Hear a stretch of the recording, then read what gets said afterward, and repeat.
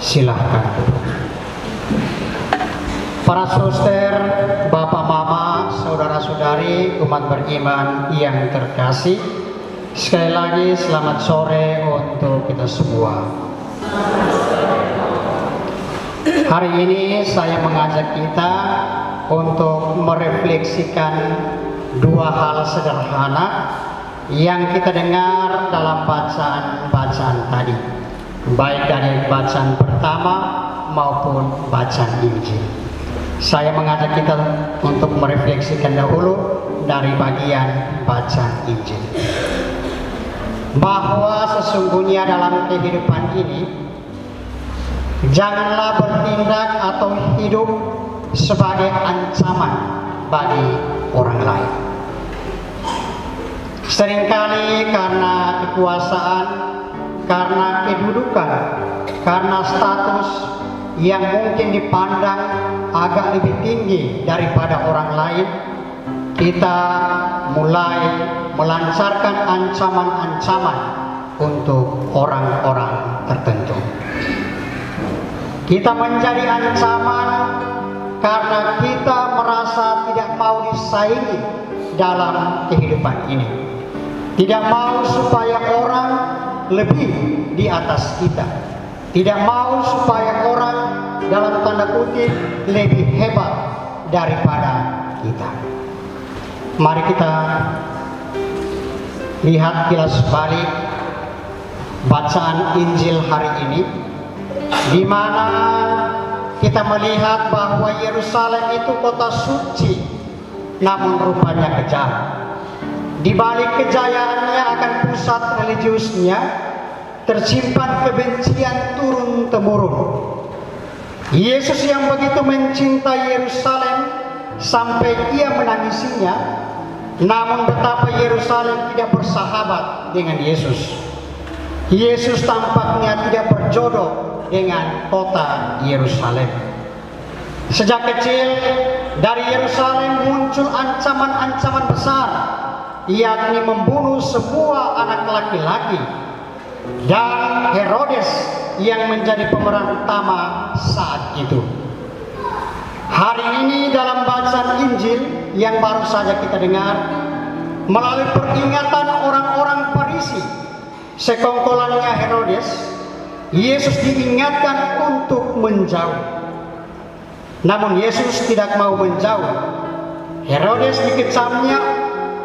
dikecam oleh Yesus, dan Yesus menyebutnya sebagai serigala.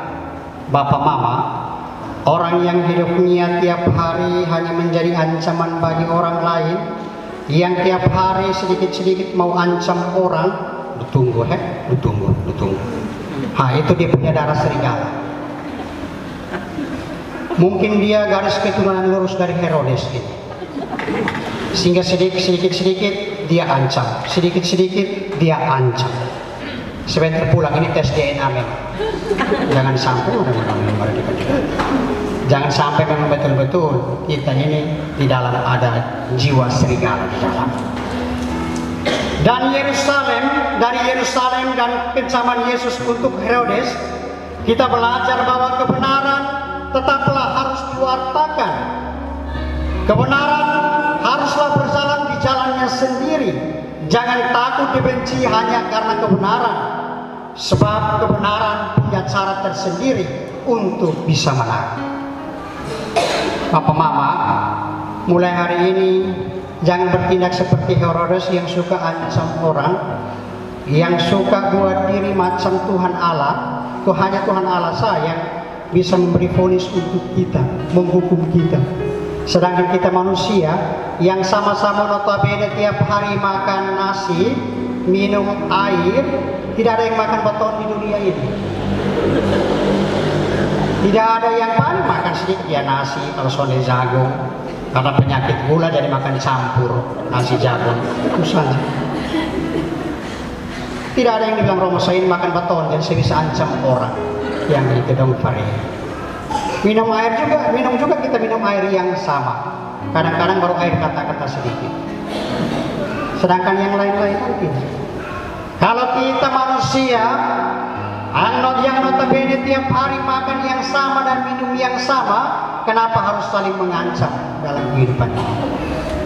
Kenapa harus saling menganggap diri lebih hebat daripada orang lain? Itu yang pertama, Bapak Mama. Yang kedua, setan itu ada di mana-mana. Bujukan setan ini halus-halusan, terputar. Macam kita minum sup kepala, tipis-tipis terputar.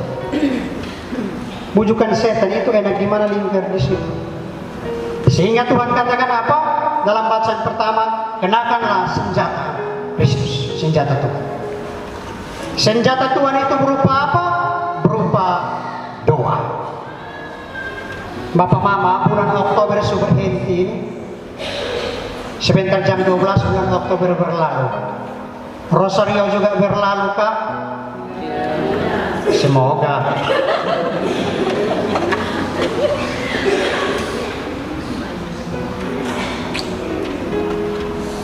Orang yang kalau dalam hidupnya tidak dilalui dengan doa yang kuat, maka dia akan menjadikan dirinya seperti rumah yang sunyi, yang sepi, yang ditinggalkan.